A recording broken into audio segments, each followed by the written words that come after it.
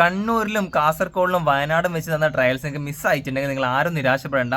കേരളത്തിലെ ബാക്കിയുള്ള എല്ലാ ജില്ലയിലെ ഡേറ്റ് ഇവിടെ അനൗൺസ് ആയിട്ടുണ്ട്. നിങ്ങൾക്ക് അവിടെ പോയിട്ട് ട്രയൽ അറ്റൻഡ് ചെയ്യാൻ പറ്റും.